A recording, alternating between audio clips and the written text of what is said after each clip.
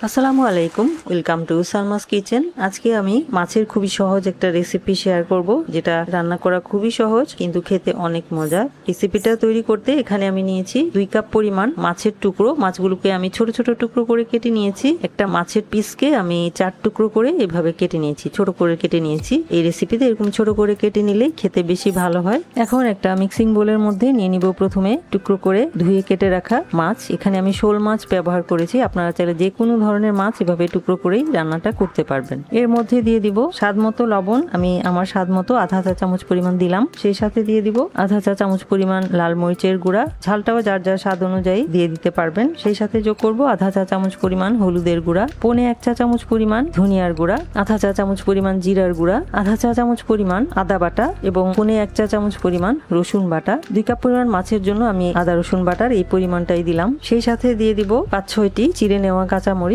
সেই সাথে যোগ করব 1 কাপ পরিমাণ খুলে নেওয়া পেঁয়াজের লেয়ার। একটা পেঁয়াজকে আমি 4 টুকরো করে লেয়ার গুলো খুলে নিয়েছি। সেই সাথে দিয়ে দিব 1 কাপ পরিমাণ টমেটো। টমেটো গুলোকে আমি লম্বালম্বি ভাবে 4 টুকরো করে তারপর দিয়ে দিলাম। এবার যোগ করব একটি বিশেষ উপকরণ, সেটা হচ্ছে লেবু। একটা লেবুকে আমি একদম পাতলা করে স্লাইস করে তারপর এরকম ভাবে 8টা টুকরা লেবুর স্লাইস দিয়ে দিচ্ছি। এটা দিলে এই মাছের রেসিপিটা অনেক সুন্দর একটা ঘ্রাণ হয়। তবে খুব বেশি দেওয়া যাবে না, খুব বেশি লেবু দিলে তিতা হয়ে যায়, তাই অল্প একটু দিতে হবে। আমি একদম পাতলা পাতলা স্লাইস করে কেটে তারপর একটা স্লাইসকে আবার 2 টুকরা করে 8টা পিস দিয়ে দিলাম। এবার সমস্ত কিছু একসাথে ভালো করে মেখে নিব। যেহেতু আমি আজকে মাখানো মাছের রেসিপি শেয়ার করছি, তাই মেখে নেওয়াটাই এই রেসিপির অনেক বড় একটা ট্রিক্স। ভালো করে মেখে নিতে হবে। আমি কিন্তু এখনো তেল যোগ করিনি, তেলটা পরে যোগ করব। আগে মশলাটা ভালো করে মাছের সাথে মেখে নিই, তারপরে আমি তেলটা যোগ করব রান্নার আগে। মেখে নিলাম। এবারে চলে যাব চুলায়। একটা কড়াই নিলাম। প্রথমে কড়াইতে মেখে নেওয়া মাছের মিশ্রণটা দিয়ে দিব। এবার দিয়ে দিব 4 টেবিল চামচ পরিমাণ সরিষার তেল। এখন একটু হাত দিয়ে মেখে দিব। এবার চুলাটা অন করে দিব। অন করে একটু নাড়াচাড়া করতে থাকবো, যাতে সবকিছু একসাথে একটু কষানো হয়। কারণ মাছটা যতক্ষণ পর্যন্ত কাঁচা আছে ততক্ষণ নাড়াচাড়া করলে কোনো সমস্যা নেই। তবে যখন মাছটা মোটামুটি সিদ্ধ হয়ে যায়, একটু সিদ্ধ হতে শুরু করে, তখন কিন্তু মাছ নাড়াচাড়া করলে ভেঙে যায়। তাই মাছটা একটু সিদ্ধ হয়ে যাওয়া পর্যন্ত একটু নেড়েচেড়ে কষিয়ে নিতে হবে সবকিছু একসাথে। একটু পরপর নেড়েচেড়ে মাছটাকে এবার 3 থেকে 4 মিনিট মশলার সাথে কষিয়ে নিব। চুলার আঁচটা মাঝারিতে আছে। প্রায় 4 মিনিটের মতো আমি মশলা দিয়ে সমস্ত কিছু একসাথে নেড়ে চেড়ে কষিয়ে নিলাম। তেলটা আলাদা হয়ে গেছে। এই যে এবারে যোগ করব ঝোলের জন্য পানি। আমি গরম পানি যোগ করছি।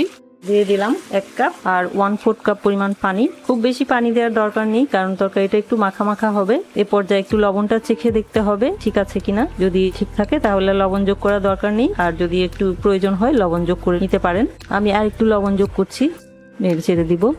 এবার ঢাকনা দিয়ে রান্না করব 5 মিনিট। ফিরে আসছি 5 মিনিট পর। ফিরে এলাম 5 মিনিট পর। ঢাকনা খুলছি। ঝোলটা অনেকটাই শুকিয়ে গেছে। নেড়ে চেড়ে দিলাম। এই পর্যায়ে দিয়ে দিব আধা চা চামচ পরিমাণ ভাজা জিরার গুঁড়া, প্রায় 10টির মতো আস্ত কাঁচা মরিচ ঘ্রাণের জন্য দিচ্ছি, এবং সেই সাথে দিয়ে দিব 1/4 কাপ পরিমাণ ধনিয়া পাতা কুচি। হালকা হাতে একটু নেড়ে চেড়ে দিব।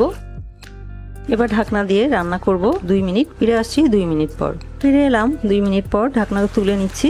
হালকা হাতে আর একটু নেড়ে চেড়ে দিব। রান্নাটা আমার হয়ে গেছে। এবার চুলাটা বন্ধ করে দিব। এবারে পরিবেশন করে নিব।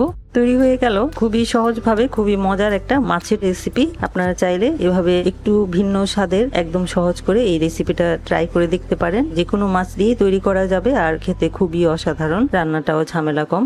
আশা করছি ট্রাই করবেন। ভিডিওটি দেখার জন্য এবং এতক্ষণ সাথে থাকার জন্য অসংখ্য ধন্যবাদ। সবাই খুব ভালো থাকবেন। আমার আর আমার পরিবারের জন্য দোয়া করবেন। আল্লাহ হাফেজ।